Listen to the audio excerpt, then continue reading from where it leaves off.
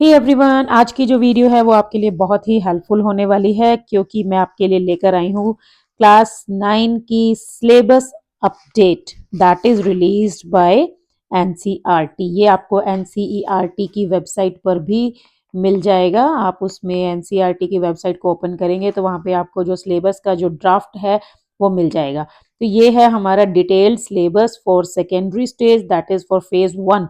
That means की class 9 and 10 के लिए। ठीक है, सो क्लास 9 के लिए है ये, स्पेशली पार्ट 1 है लैंग्वेजेस, क्योंकि ये जो सिलेबस है 3 पार्ट्स में अपलोड किया गया है, वो मैं अभी आपको आगे भी बताऊंगी।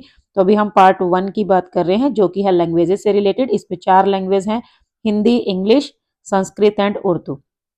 ठीक है, so based on national curriculum framework for school education that is 2023 and NCERT का ये सिलेबस है। ठीक है, मैंने इसमें कुछ कुछ मेन पॉइंट्स को हाईलाइट किया हुआ है, मैं आपको उसी के बारे में बताऊंगी आज। और इसमें जो है हमें एक आइडिया मिल जाएगा कि हम जो न्यू टेक्स्ट बुक्स हैं क्लास 9 के लिए उनमें क्या पढ़ने वाले हैं, कितने सब्जेक्ट्स जो हैं वो रहेंगे आपके सिलेबस में, और उन सब्जेक्ट्स में आप किन किन कॉन्सेप्ट्स के बारे में पढ़ेंगे। तो सबसे पहले तो आप ये देखेंगे the draft syllabus of grade 9 has been uploaded to support school teachers. अभी तो इसको स्कूल टीचर्स के लिए अपलोड किया गया है ताकि वो अपने एकेडमिक प्लानिंग कर सकें और अपने आप को प्रिपेयर कर सकें, एक्टिविटीज वगैरह प्लान कर सकें before the commencement of the session 2026-27। ठीक है, क्योंकि आपको पता ही है 1 अप्रैल से नया सेशन स्टार्ट हो जाएगा, तो उसमें न्यू टेक्स्ट बुक्स रहेंगी। तो उससे पहले टीचर जो है वो हाफ ऑलमोस्ट फेब है और उसके बाद मार्च का मंथ है, उसमें अपनी एकेडमिक प्लानिंग कर सके, इसीलिए इसको अपलोड किया गया है, शेयर किया गया है। The syllabus has been release for all subjects in grade 9 in 3 parts. ठीक है, 3 पार्ट्स में है, सभी सब्जेक्ट्स के लिए है और क्लास 9 के लिए है, अभी 10 के लिए नहीं है। ठीक है, सो 3 पार्ट में है। पार्ट 1 जो अभी हम देख रहे हैं लैंग्वेजेस का है। पार्ट 2 साइंस, मैथ्स और सोशल साइंस का है, जो मैं आने वाले 1-2 दिन में सारी वीडियोस अपलोड कर दूंगी। पार्ट 3 जो है उसमें कुछ एडिशनल सब्जेक्ट्स रहेंगे, जैसे एक सबसे जो नया है that is individuals in society, इसकी बार बार बात होगी अभी। और vocational education, arts education and physical education and wellbeing. ठीक है, उसके बाद है ये जो सिलेबस है इसके अंदर कोर एलिमेंट्स जो भी हैं these are aligned with the national curriculum framework. ठीक है, और इसमें जो है मतलब मेन जो है इनके जो अलाइंड हैं वो ये कॉन्सेप्ट्स रहेंगे। एक तो curricular goals, competencies, learning activities और learning outcomes, then pedagogical approaches, indicative time allocation and assessment orientation. मतलब इनमें इन चीजों के बारे में बात किया गया है कि किसी भी सब्जेक्ट में हमारे करिकुलर गोल्स क्या होंगे, बच्चों को सिखाना क्या है, किस तरह की कॉम्पिटेंसीज उनको सिखानी है, किस तरह की एक्टिविटीज हम उसमें इन्वॉल्व कर सकते हैं, ठीक है, इंक्लूड कर सकते हैं। उसके अलावा क्या क्या हमारी अप्रोचेज रहेंगी और कितना टाइम हमें, कितने किस टॉपिक में कितना टाइम चाहिए होगा और किस तरह से उसको असेस करना है, ये सब कुछ इसमें जो है बताया गया है। उसके बाद यहाँ आप देखेंगे न्यू एनसीईआरटी टेक्स्ट बुक्स जो हैं वो भी किस पे फोकस करती हैं, experiential learning, cross curricular linkage, मतलब एक सब्जेक्ट दूसरे सब्जेक्ट से रिलेट करेगा, cultural rootedness, values, Indian knowledge system. एक ये भी वर्ड बार बार आ रहा है, इंडियन नॉलेज सिस्टम, मतलब हमारा जो इंडियन नॉलेज सिस्टम है उसके ऊपर ज्यादा एम्फेसाइज दिया गया है। इसके अलावा है हॉलिस्टिक असेसमेंट, मतलब बच्चों की हर तरह से असेसमेंट की जाए, not only from one point. ठीक है, ऐसा नहीं कि एक तरफ से कि हाँ बच्चा पढ़ने में अच्छा है तो वो बहुत अच्छा है, हर तरह से उसकी जो असेसमेंट की जाएगी। इंक्लूजन, मतलब हर किसी को इक्वल जो अपॉर्चुनिटीज मिलेंगी। And the use of educational technology, इसको भी काफी जो है प्रमोट किया जा रहा है कि किस तरह से बच्चों को भी टेक्नोलॉजी का यूज करना सिखाना है। मतलब आता तो है ही, लेकिन उनको हमें ये बताना है कि किस तरह से वो सही यूज कर सकते हैं। इसके अलावा क्या है, multi disciplinary education and the holistic development जो है वो जरूरी है with the view to achieving the goals. ठीक है, मल्टी डिसिप्लिनरी एजुकेशन मतलब अलग अलग सब्जेक्ट्स को कोरिलेट करके पढ़ना, और होलिस्टिक डेवलपमेंट जो है वो, it is essential to accord equal importance to all subject areas including individuals in society. मतलब कहता है कि ये सारे सब्जेक्ट्स इंपॉर्टेंट है, not only Hindi, English, SST, science, यही सब, बल्कि ये भी जिसके अंदर मेन है। एक तो ये आपका सब्जेक्ट रहेगा individuals in society, vocational education, arts education and physical education and wellbeing. और उसके बाद है एंड, यहाँ पे देखिए एक इंपॉर्टेंट पॉइंट आ रहा है, to implement them in both letter and spirit, the subject individuals in society, ये जो सब्जेक्ट है individuals in society, it will be replaced by environmental education in grade 10। मतलब इसका कहने का ये है कि ग्रेड 9 में आप जो है सब्जेक्ट पढ़ेंगे इंडिविजुअल इन सोसाइटी, ठीक है, जिसमें हम मतलब आगे बात करेंगे कि इसमें हम पढ़ने क्या वाले हैं। और ये वाला जो सब्जेक्ट है ये चेंज हो जाएगा इन्वायरमेंटल एजुकेशनल के साथ क्लास 10 में। मतलब क्लास 10 में आप इस सब्जेक्ट की जगह पे इन्वायरमेंट एजुकेशन पढ़ेंगे। सो उसके बाद देखो क्या कहता है कि therefore the development of competencies in this subject area must be ensured in grade 9। मतलब इसको लाइटली नहीं लेना है, ग्रेड 9 में इसको अच्छे से पढ़ाना है। which will support the progressive building of competencies in environmental education at the grade 10 level। क्योंकि ये ग्रेड 10 में जो हम environmental education पढ़ेंगे उसका बेस तैयार करेगा। The new grade 9 text books, जो नई टेक्स्ट बुक्स हैं वो भी जो हैं अभी अंडर डेवलपमेंट हैं और may be available by March 2026। English की तो ऑलमोस्ट हम देख रहे हैं कि कावेरी बुक जो है वो आ गई है, पीडीएफ हमें मिल गई है। और मतलब इसके अलावा जो है उसका नेम भी रिवील्ड किया गया है इस सिलेबस में, लेकिन बाकी सब्जेक्ट्स की जो अभी वो अवेटेड है। उसके बाद ये जो है एनईपी 2020 और एनसीएफ 2023 उसी के अकॉर्डिंग इसको इनको प्लान किया गया है, डिजाइन किया गया है, ठीक है। और ये हमारा ड्राफ्ट सिलेबस है। तो आप देख रहे हो ये हमारा सिलेबस है फेज 1 ग्रेड 9 पार्ट 1 है लैंग्वेजेस के लिए, ठीक है। तो यहाँ मैं अब आपको इसका जो है मेन बताती हूँ कि इसके अंदर किस टाइप के कंटेंट्स रहेंगे। 4 लैंग्वेज हैं, हिंदी, इंग्लिश, संस्कृत एंड उर्दू। और इसके अलावा जो आज हम जो ध्यान से पढ़ने वाले हैं वो ये है कि इसका एक ओवरव्यू कि इसके जो ये जो सिलेबस है इसके अंदर किस तरह के टॉपिक्स, किस तरह की कॉम्पिटेंसीज जो हैं वो कवर होने वाली हैं, ठीक है। सबसे पहले तो मेन पॉइंट यही है कि इसको एनईपी के अकॉर्डिंग बनाया गया है, उसी के कुछ पॉइंट्स यहाँ पर हाईलाइट किए गए हैं, ठीक है। हमारी जो क्लास है 9-10 that is secondary stage 9 to 12 in 2 phases. First phase जो रहेगा वो 9 and 10 के लिए एंड 11 and 12 के लिए रहेगा सेकेंड फेज, जो कि 14 से 18 ईयर्स एज को कवर करेगा। उसके बाद है ग्रेड 9 and 10 जो है वो इसका फर्स्ट फेज है, ठीक है। अब यहाँ पे फिर से वही बात बता रहा है कि ये जो बाकी के जो सब्जेक्ट हैं वो तो हैं ही, इसके अलावा क्या है, in addition individuals in society and environmental education, these are introduced as interdisciplinary areas in grade 9 and 10, ठीक है, respectively।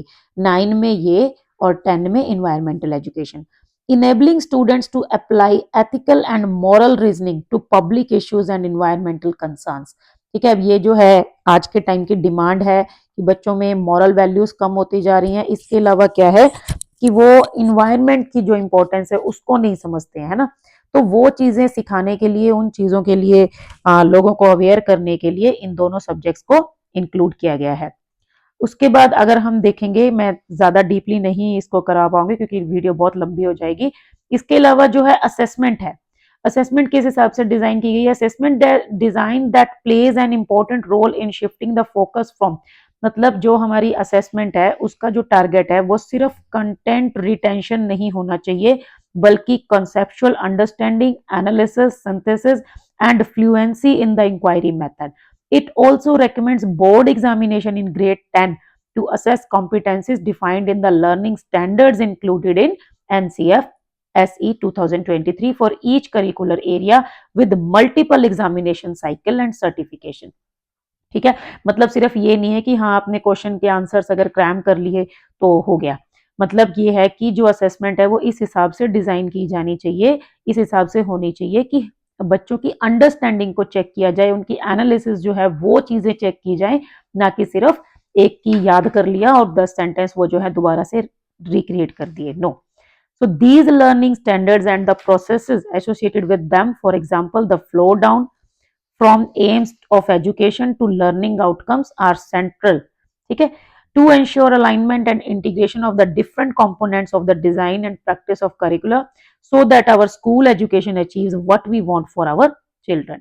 मतलब जो हमारा लर्निंग गोल है वो हमें मिलना चाहिए, उसके हिसाब से इस सारे चीजों को डिजाइन किया गया है, ड्राफ्ट किया गया है। तो मेन मतलब क्या है इसका कि NCF SE 2023 proposes the following 10 curricular areas for grade 9 and 10, ठीक है। 10 आपके जो है टोटल यहाँ पे एरियाज हैं फॉर ग्रेड 9 एंड 10 के लिए आप देखेंगे लैंग्वेज 1, लैंग्वेज 2, लैंग्वेज 3, उसके बाद है math, science, social science, individuals in society, ये जो है न्यू है, vocational education, arts education, physical education and well being. ठीक है, उसके बाद फिर से वही बता रहा है कि इन grade 10 all the above curricular areas will remain the same except individuals in society which will be replaced by environmental education। ठीक है, इन ग्रेड 10। तो अभी मतलब थोड़ा सा और क्लैरिटी हमें मिल जाएगी थोड़ा टाइम के बाद कि हमें कितने सब्जेक्ट्स जो हैं वो फाइनली रहने वाले हैं। अभी तक तो जैसे 6 सब्जेक्ट्स थे ना क्लास 9 और 10 में, अभी लैंग्वेज भी 2 थी, हिंदी और इंग्लिश। अब ये जो है आगे जो है इसके बारे में और क्लैरिटी हमें मिल जाएगी। अभी फिलहाल के लिए मेरे पास इसके बारे में कोई ज्यादा अपडेट नहीं है, बट जो इसमें लिखा हुआ है मैं उसके अकॉर्डिंग आपको बता रही हूँ कि इन्होंने 10 जो है एरियाज बताए हैं। ठीक है, उसके बाद अगर हम बात करते हैं curricular areas in grade 9 and 10, अब इनके बारे में थोड़ा डिटेल में बताया गया है। सबसे पहले है लैंग्वेज, जिसमें लैंग्वेज 1, 2 एंड 3 है। ठीक है, इनमें आपको पता ही है कि reading, writing, listening and speaking, चाहे कोई भी लैंग्वेज हो, Hindi, English, Sanskrit, Urdu, which ever, उसमें आपका जो है ये 4 जो है मेन जो स्किल्स रहती हैं, listening, speaking, reading and writing. और उसके बाद क्या है डिस्कशन, इसके अंदर किस टाइप की एक्टिविटीज रहेंगी, जैसे डिस्कशन, इंटरप्रिटेशन, क्रिएटिव एक्सप्रेशन। ठीक है, उसके बाद है students engage with text not only as readers but also as meaning makers. ठीक है, ना कि सिर्फ रीडिंग आनी चाहिए बल्कि उनको एनालाइज करना, समझना, उसको अंडरस्टैंड करना, इंटरप्रेट करना, ये सब भी उसके क्लियर होना चाहिए। कम्युनिकेटिव क्लैरिटी, ठीक है, उसके बाद analyse, respond to text in multiple modes. ठीक है, और उसके बाद written response, recall based written responses, ये सब जो है चीजें उसमें इंक्लूडेड रहेंगी। उसके बाद आता है मैथ्स। मैथ्स में जैसे आपको पता ही है conceptual understanding strengthens connection between mathematical ideas and real life application.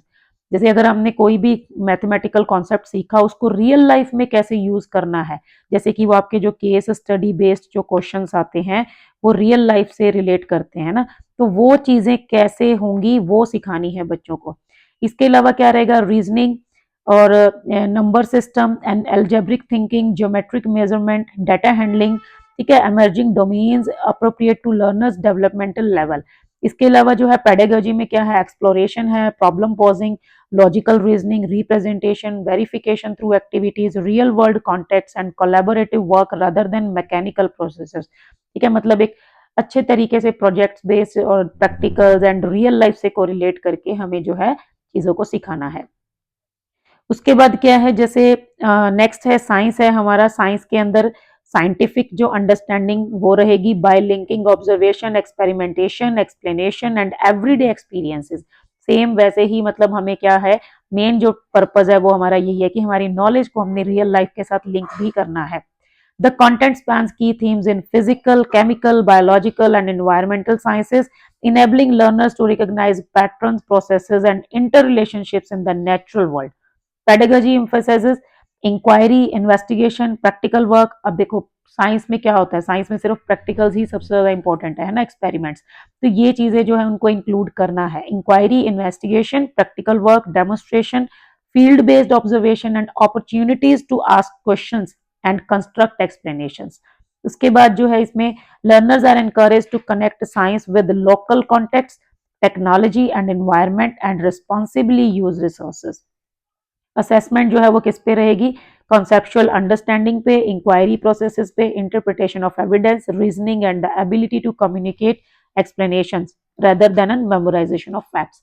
Main जो पर्पस है दैट इज कि रट्टा नहीं लगाना है भाई, क्रैम नहीं करना है चीजों को।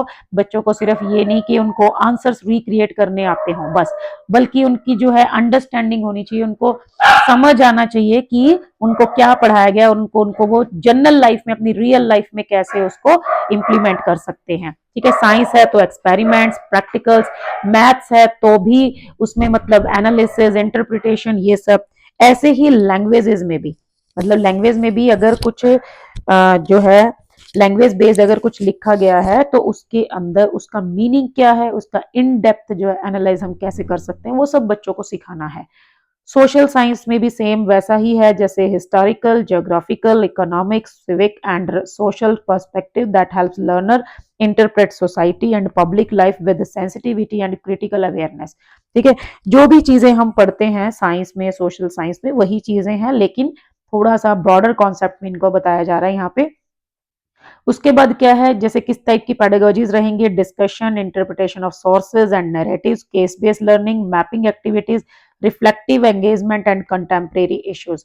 Learners are encouraged to relate social processes to lived realities, diversity and constitutional values। ठीक है, अब हमने अगर कॉन्स्टिट्यूशन के बारे में पढ़ लिया तो उसकी क्या इंपॉर्टेंस है, क्या वैल्यूज हैं और उनको हमें रियल लाइफ में इंप्लीमेंट कैसे करना है, वो चीजें clear। Assessment focuses on reasoning, interpretation of evidence, articulation of viewpoints and the ability to connect ideas across these themes rather than the reproduction of information। Same वही बात बार बार रिपीट कर रहा है कि आपको सिर्फ एक लाइन, आपको अगर आप कह रहे हो कि 2 और 2 4 होते हैं तो ये सिर्फ आपको याद नहीं करना है, ये हर टाइप से आपको समझ भी आना चाहिए कि हाँ कैसे 2 और 2 4 हुए। ठीक है, 2 में 2 जोड़ेंगे तब भी 4 हैं, 2 से 2 को मल्टीप्लाई करेंगे तब भी 4 हैं। ठीक है, 4 में से फिर -2 करेंगे तो फिर पीछे क्या बचेगा, 2 बचेगा। ये हर तरह से आपको एनालिसिस जो है वो आना चाहिए, not only to cram the same sentence या कोई भी इंफॉर्मेशन। ठीक है, उसके बाद आपका ये जो सब्जेक्ट है individuals in society, this enables learners to reflect on personal identity. Individuals का मतलब क्या है कि हम खुद एक पर्सन, इन सोसाइटी की, हमारी सोसाइटी में क्या जगह है, क्या आइडेंटिटी है। ठीक है, अपनी आइडेंटिटी, फिर हमारे relationships, emotions, responsibilities and ethical participation, सबसे पहले फैमिली में, कम्युनिटी में एंड पब्लिक स्पेसेस में। ठीक है, थोड़ा थोड़ा जैसे जैसे सोशियोलॉजी से रिलेटेड हो गया कि सोसाइटी बेस्ड चीजें हम इसमें पढ़ेंगे कि सोसाइटी के लिए हमारी क्या रिस्पॉन्सिबिलिटीज हैं, क्या हमें निभाना है, कैसे हमें जो है सोसाइटी में बिहेवियर रखना है अपना, ताकि हम एक अच्छे जो है मेंबर बन सके सोसाइटी के, फैमिली के, कम्युनिटी के। The content draws upon everyday social experiences, growing up concerns, interpersonal interactions, dignity, empathy and cooperation. ये एम्पैथी तो भाई बहुत ही इंपॉर्टेंट है, बहुत कम होती जा रही है बच्चों में, तो ये उनको यहाँ पे सिखाया जाएगा कि अगर आप एक सिचुएशन में होते हो तो आपको कैसा फील होता है और फिर दूसरे को देख के आपको वो फीलिंग क्यों नहीं आती। ठीक है, कोऑपरेशन मतलब एक दूसरे का हेल्प करना, एक दूसरे का सहयोग करना, while nurturing respect for diversity and social harmony. ठीक है, मतलब हर धर्म की, हर लैंग्वेज, हर मतलब अलग अलग जो रिलीजन के लोग हैं और जो हमारी इंडिया में जो इतनी डाइवर्सिटी है उसको भी रिस्पेक्ट करना और हार्मनी से एक दूसरे के साथ रहना। एक ही सोसाइटी में अलग अलग जो कास्ट के लोग रहते हैं उनमें झगड़े नहीं होने चाहिए। ये सब चीजें बच्चों को सिखानी है इस सब्जेक्ट में। Pedagogy is a dialogic and reflective using discussions, real life situations, collaborative tasks and experiential activities that allows learners to examine perspectives, expresses views and relate personal understanding to wider social concerns।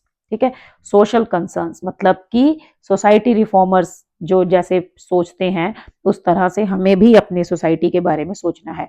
फिर assessment कैसे होगी, वही formative and reflective, focusing on sensitivity, ethical reasoning, collaborative conduct and responsible behavior in authentic context rather than a factual recall। वही same कि अगर आपको एक society की डेफिनेशन पूछ लेता है या आपको सोसाइटी के लिए आपकी रिस्पॉन्सिबिलिटीज पूछ लेता है, मान लो आपको टीचर ने पढ़ाया कि हमारी ये रिस्पॉन्सिबिलिटीज हैं टुवर्ड सोसाइटी, अब आपने उसको लर्न तो कर लिया लेकिन जब आपको रियल लाइफ में मौका मिला आप वहां से भाग गए, आपने अपनी रिस्पॉन्सिबिलिटी नहीं निभाई, that means you have not learn anything. ठीक है, तो ये इन चीजों के बेसिस पे आपकी जो असेसमेंट होगी, ना कि ये कि आप पेपर में अगर लिख रहे हो कि हाँ वी शुड सेव एनर्जी और आपके खुद के रूम में ही लाइट फैन हमेशा ऑन रहता है, आप कभी बंद नहीं करके आते हो, है ना, so you are not a responsible citizen. ठीक है, तो वो चीजें जो है मतलब रियल लाइफ में हो सकता है, टीचर के ऊपर डिपेंड करता है, हो सकता है वो आपका इसी तरह से एग्जाम ले ले कभी, है ना। तो ये मतलब ये चीज बहुत अच्छी लगी मेरे को कि इतना बढ़िया जो सब्जेक्ट है वो आपके सिलेबस में, करिकुलर में मतलब इंक्लूड किया गया है। ठीक है, क्योंकि बच्चों को ये चीजें सिखानी बहुत जरूरी है और आई थिंक मेरे को तो ये भी लगता है कि भाई एग्जाम पैटर्न भी इसी हिसाब से होने चाहिए कि हाँ कितने जो स्टूडेंट्स हैं वो किस तरह से सोशली रिस्पॉन्सिबल हैं और उनको स्कूल में किसी टाइप की रिस्पॉन्सिबिलिटी दी जा सकती है। फिर आपका जो है आर्ट्स एजुकेशन है, वैसे ही सेम इसमें आप डिफरेंट आर्ट्स हैं, उसमें भी क्या क्या है, जैसे visual art, performing art and literary arts. ठीक है, क्योंकि आर्ट सिर्फ एक ही नहीं होता है कि ड्राइंग और पेंटिंग बनाना, इसमें भी विजुअल आर्ट्स में जैसे डिफरेंट टाइप्स ऑफ आर्ट्स हैं, फिर परफॉर्मिंग में जैसे जो एक्टिंग करते हैं, थिएटर करते हैं, choreography, dance performances, then literary arts जैसे कि पोएट्री, रेसिटेशन हो गया, और भी जैसे स्पीच वगैरह देना, ये सब कुछ भी एक्सटेम्पोर वगैरह, ठीक है, तो हर तरह की आर्ट्स हैं। The content includes exposure to regional and national artistic traditions, local cultural practices and contemporary creative forms. ठीक है, इसके अंदर जो मेन आपकी जो चीजें रहेंगी, जैसे कि इसमें आप देख सकते हो, emphasis this emphasizes participation, observation, making and performing, reflection and appreciation of artistic processes in culturally grounded contexts. Students learn to interpret meaning, recognize forms of expression, relate artistic practices to personal and community experiences. ठीक है, तो ये भी assessment आपकी वैसे ही होगी जो कि आपकी creativity, engagement, reflection and ability to appreciate and communicate artistic meaning rather than product centered evaluation alone. उसके बाद है फिजिकल एजुकेशन एंड वेलबींग। ये आपका होलिस्टिक डेवलपमेंट पे काम करेगा, physical fitness, movement, health awareness, emotional balance, team spirit and responsible lifestyle choices. अब अगर आप ध्यान से सोचो, अगर आपने मेरी लास्ट वीडियो देखी हो जो कावेरी बुक से रिलेटेड है क्लास 9 की, तो ऑलमोस्ट ये सारी चीजें आपके इंग्लिश के सिलेबस में भी कवर्ड है ना। इंग्लिश के सिलेबस में भी हम जो एक पंखों वाला चैप्टर है, जब हम पढ़ेंगे तो आपको मैं उस टाइम पे थोड़ा रिकॉल कराऊंगी इन चीजों को, कि जो मतलब इंडिया में जो डिफरेंट टाइप के पंखे बने, कैसे कैसे उनमें चेंज आता गया और कैसे अभी हम जो है मॉडर्न फैंस पे पहुंच गए हैं, हैंड फैन से लेकर। तो वो आपको नहीं लगता कि इस आर्ट से कुछ कुछ रिलेट कर रहा है ना, सोशल साइंस से रिलेट कर रहा है। फिर अगर हम ये देखें कि फिजिकल एजुकेशन एंड वेलबींग में इसमें जो है ये जो बात आ रही है team spirit, sportsmanship, responsible lifestyle या सोसाइटी से रिलेटेड जो आपके टॉपिक्स थे। हमारा जो एक चैप्टर है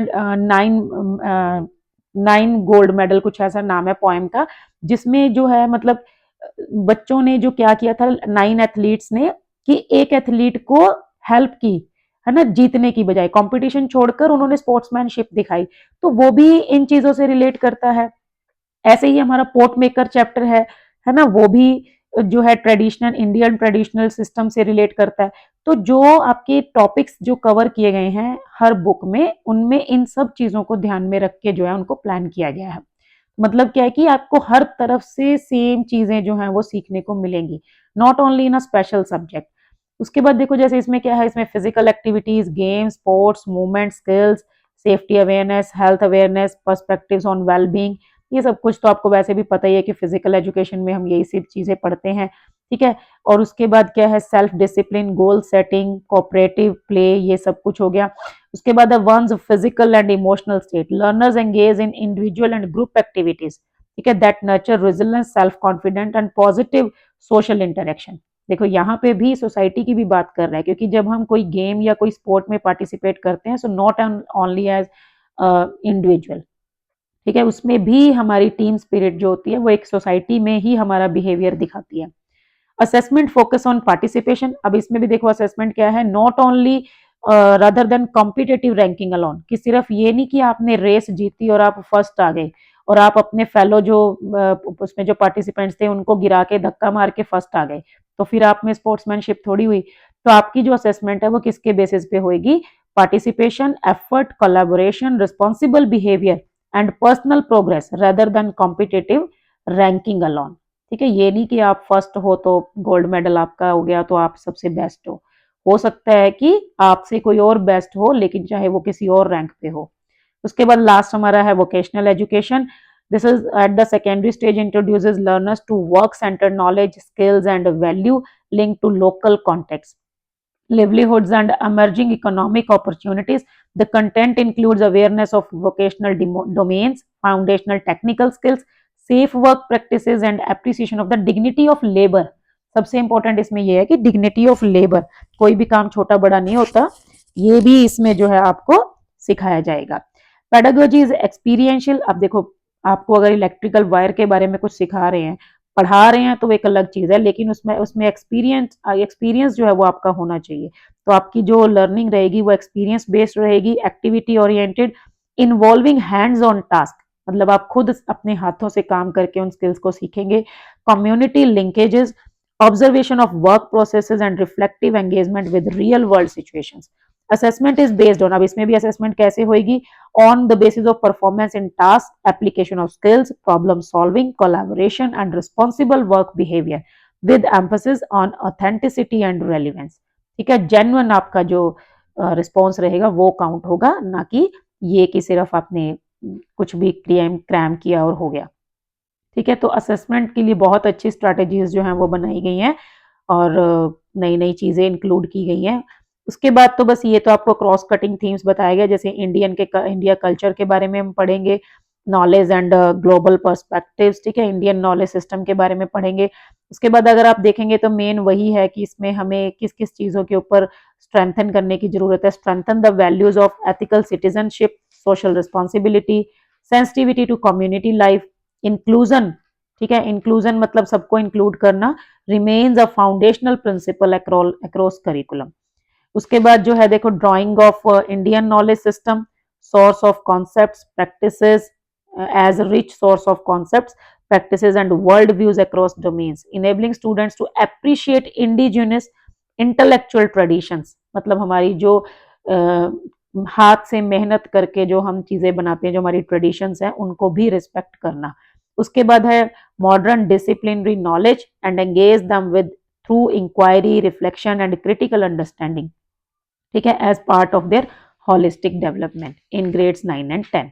उसके बाद है besides this educational technology, legal literacy, electoral literacy and financial literacy have also been integrated. ठीक है, उसके बाद the syllabus for grade 9 is divided into 3 parts. ये मैंने आपको ऑलरेडी बता दिया है। पार्ट 1 में लैंग्वेज है। ठीक है, उसके बाद पार्ट 2 में maths and science and social science है, और पार्ट 3 में जो है बाकी के सिलेबस चैप्टर्स रहेंगे, सब्जेक्ट्स रहेंगे, जैसे individuals in society, vocational education, arts education and physical education. The syllabus of language as a subject for every language is given here. यहाँ जो है ये जो था हमारा, ये सिलेबस से लैंग्वेज से रिलेटेड है। इसमें मैं अभी आपको ज्यादा डिटेल में नहीं बताऊंगी, सिर्फ आपको एक ग्लिम्स दिखा रही हूँ कि ये आपका हिंदी का सिलेबस है। इसके अंदर जो वही सेम जो मैंने अभी आपको बताया, जैसे म्यूजिक, फिल्म, खेल, ये सब कुछ इन चीजों को इंक्लूड किया जाएगा। ठीक है, आपको ज्यादा से ज्यादा एक्सपोजर दिया जाएगा कि आप रेडियो, टेलीविजन, न्यूज़पेपर इनकी हेल्प से पढ़ें, सीखें, लैंग्वेज को यूज करें खुद। जैसे ये देखो, रोल प्ले, स्क्रिप्ट राइटिंग। ठीक है, मेन जैसे हिंदी और इंग्लिश तो सेम ही चलते हैं। इसके अलावा जैसे डिफरेंट जॉनरस जो रहेंगे, है ना, ऑटोबायोग्राफी हो गया, कविता, कहानी, निबंध, ये सब कुछ हो गया। फिर ऐसे ही उनमें व्याकरण का प्रयोग और उनको सीखने की भी आपको जो है मौका मिले। ठीक है, रचनात्मक लेखन, पत्र लेखन, टिप्पणी, निबंध, अनुच्छेद आदि लिखने के अवसर हो। मतलब बच्चों को हर तरह से एक्सपोजर देना है, उनको सब कुछ सिखाना है।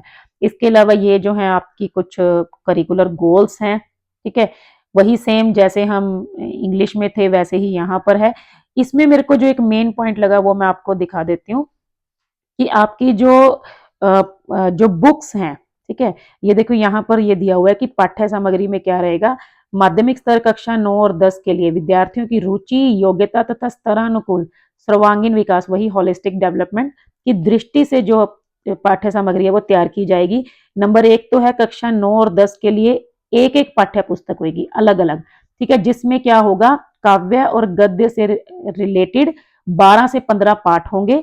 प्रश्न अभ्यासों के द्वारा पाठगत संदर्भ युक्त भाषिक प्रयोगों की ओर ध्यान दिलाते हुए विद्यार्थियों को भाषा एवं व्याकरण की नियमबद्ध प्रकृति से परिचित कराया जाएगा। मतलब 9th और 10th के लिए एक एक टेक्स्ट बुक होगी, जिसमें 12 से 15 पाठ और कविताएं वगैरह होंगी, जैसे नॉर्मली टेक्स्ट बुक्स में होता है। अब वो न्यू आएंगी, उसी हिसाब से आपको जो है पढ़ाएंगे टीचर्स। दूसरी जो एक और चीज है वो है अध्यापकों को संबोधित पुस्तक, ये टीचर्स के लिए है। ठीक है, और ये क्या है, यह पुस्तक कक्षा 9 और 10 दोनों कक्षाओं के लिए संयुक्त रूप से तैयार की जाएगी। इसमें मतलब टीचर्स के लिए थोड़ा सा गाइडलाइंस रहेंगी। इसमें विभिन्न विधाओं से संबंधित शिक्षण युक्तियों, स्ट्रैटेजीज वगैरह उनका जो है नॉलेज होगी। इस पुस्तक में भाषा और व्याकरण से परिचित कराने की नई तकनीक पर भी चर्चा होगी। इस पुस्तक में रचनात्मक व्यवहारिक लेखन के अंतर्गत पुस्तक समीक्षा, बुक रिव्यू, यात्रा वृतांत, ट्रेवलॉग्स, साक्षात्कार, इंटरव्यूज आदि पर ऐसी सामग्री होगी जिसकी सहायता से अध्यापक कक्षा में इनका अभ्यास करा सके। मतलब ये जो है टीचर्स के लिए रहेगी, और ये 9 और 10th के लिए दोनों के लिए एक ही बुक रहेगी। और ये जो ऊपर है ये टेक्स्ट बुक जो आपके लिए रहेगी स्टूडेंट्स के लिए, ये अलग अलग होगी। इसी पुस्तक में इलेक्ट्रॉनिक मीडिया संबंधी सामग्री के उपयोग को प्रभावशाली शिक्षण पर भी विचार होगा। ठीक है। उसके बाद वही व्याकरण में आपके कुछ टॉपिक्स रहेंगे, वैसे तो 6 और 8 से ही स्टार्टिंग हो जाती है। ये आपके कुछ व्याकरण के जो ग्रामर के जो पॉइंट्स हैं, संज्ञा सर्वनाम विशेषण क्रिया, लिंग वचन काल उपसर्ग प्रत्यय प्रसर्ग कृतवाच्य क्रमवाच्य, सॉरी अगर मेरी प्रोनाउंसिएशन थोड़ी रॉन्ग हो रही हो तो, समानार्थी विपरीतार्थक अनेकार्थी शब्द मुहावरे लोकोक्तियां निपात विराम चिन्ह, अलंकार, अलंकार क्या होते हैं वो पोएटिक डिवाइसेस, ठीक है, जिसमें एलिट्रेशन, सॉरी उपमा तो हो गया, सिमिली, एलिट्रेशन, पर्सोनिफिकेशन, ठीक है, इस तरह से उत्प्रेक्षा, रूपक, रूपक मेटाफर होता है ना, ये सारे जो आपके पोएटिक डिवाइसेस रहेंगे। आकलन की प्रक्रिया ये हो गया असेसमेंट, वही सेम है, अलग अलग तरह से आपकी असेसमेंट होगी। इसमें सिर्फ ये नहीं है कि आपने एक रट्टा लगा के उसको सेम लिख दिया, ठीक है, ये देखो दिया हो ना 360 डिग्री आकलन की बात की गई है, मतलब 360 डिग्री असेसमेंट होगा। हर तरह से आपकी जो चीजों को जो है नोटिस किया जाएगा, सीखने की क्षमताओं के प्रति सकारात्मक दृष्टिकोण है ना, विचार दृष्टिकोण व्यवहार सभी की समझ में संबंध, समझ से संबंध, ये सब कुछ जो है चीजें नोट डाउन की जाएंगी। इसके अलावा फिर नेक्स्ट हमारा इंग्लिश का है। इंग्लिश में मैंने आपको कावेरी बुक की डिटेल ऑलरेडी दे दी है, वैसे ही कुछ इसमें करिकुलर गोल्स हैं, ठीक है। लैंग्वेज में वही मेन होता है रीडिंग राइटिंग लिसनिंग स्पीकिंग, उसके अलावा एनालिसिस हो गया, क्रिटिकल थिंकिंग बेस्ड जो है क्वेश्चन के आंसर्स किस टाइप से हमें करने हैं वो चीज, इंटरप्रिटेशन हो गया, ये सब चीजें इंक्लूड की गई हैं, ठीक है। इसमें ज्यादा डिटेल में मैं भी नहीं जा रही हूँ। इसके अंदर जो है मेन वही है कि आपका बुक्स वगैरह से ज्यादा रिलेटेड कुछ दिया नहीं हुआ है, लेकिन वही है कि एक वैरायटी ऑफ जॉनर जो है वो हमारे इसमें इंक्लूड की गई है। वो मैंने आपको ऑलरेडी कावेरी बुक की डिटेल में सब कुछ बता दिया था, क्योंकि हमारी बुक जो है वो ऑलरेडी आ चुकी है, होपफुली वही होगी, ठीक है। तो ये हमारी जो है मतलब कावेरी बुक से रिलेटेड चीजें यहाँ पे बताई गई हैं। ये रही आपकी जैसे टेक्स्ट बुक्स है ना, तो 9th एंड 10th के लिए टेक्स्ट बुक्स जो हैं वो जल्दी ही आ जाएंगी, 9 के लिए ऑलमोस्ट आ चुकी है और भी फाइनल भी हो जाएगा, फिर उसके बाद 11 12th की बात होगी। उसके बाद जो है इसमें जी जो सारी चीजें बताई गई हैं और असेसमेंट के बारे में भी बताया गया है कि असेसमेंट कैसे होगी, वही सेम जैसे मैंने आपको पहले बताया, formative assessment that is assessment for learning, then summative assessment that is assessment of learning, ठीक है। फॉर्मेटिव में हम बीच बीच में चेक करते हैं कि हम कितना समझ पा रहे हैं, सही जा रहे हैं। समेटिव में हो गया कि लास्ट में जब आपको सर्टिफिकेट मिलता है। और असेसमेंट एज लर्निंग में जो है बच्चे खुद को चेक करते हैं कि वो कितने ट्रैक पे हैं, वो क्या कर रहे हैं, उनको समझ आ रहा है, कितनी उनकी जो लर्निंग है वो सक्सेसफुल हो रही है। उसके अलावा जो डिफरेंट चीजें बताई गई हैं, रिटन टेस्ट हो सकते हैं उसमें, MCQ based, constructed response questions, graphic organisers, oral test, ठीक है, जिसमें reading aloud, listening and responding, recitation, debates, discussions, role play. Practical test में आपका है एक्सपेरिमेंट्स, आर्टिफैक्ट्स, डेमोन्स्ट्रेशंस, जिसमें आपके प्रोजेक्ट्स रहेंगे, आर्ट इंटीग्रेटेड प्रोजेक्ट होता है, उसके अलावा आपकी पोर्टफोलियोज रहेंगी, ठीक है। इनके बारे में फिर डिटेल में फिर किसी दिन वीडियो बना दूंगी। उसके बाद है ओपन बुक टेस्ट भी है, और यहाँ आप देख रहे हो टेक्स्ट बुक कावेरी बुक का जो नेम है वो अनाउंस किया गया है, text book Kaveri, text book of English for grade 9। उसके बाद जो है ये आपका संस्कृत का सिलेबस है, इसमें मुझे ज़्यादा नॉलेज तो नहीं है तो मैं कुछ इसमें आप में नहीं बता पाऊंगी। आप इसकी पीडीएफ चाहो तो मेरे को कमेंट बॉक्स में बता सकते हो, ठीक है, मैं आपको अपनी ईमेल आईडी दे दूंगी और आप उसमें पीडीएफ ही ले सकते हो मेरे से। नेक्स्ट वीडियो में मैं कोशिश करूंगी आपको मैथ साइंस और सोशल साइंस के जो टॉपिक्स हैं उनसे एक ब्रीफ इंट्रोडक्शन जो है वो मैं आपको दे दूंगी। ये आपका संस्कृत का सिलेबस है, उसके बाद जो है नेक्स्ट हमारा ये उर्दू का सिलेबस है, ठीक है। तो ये थी आज की वीडियो जो कि आपकी सिलेबस से रिलेटेड है, that is for part 1 languages. I will try my best कि मैं जल्दी ही आपके लिए पार्ट 2 और पार्ट 3 भी लेकर आ जाऊं, ठीक है। तो आज के लिए बस इतना ही, मिलते हैं नेक्स्ट वीडियो में। Thank you, bye bye.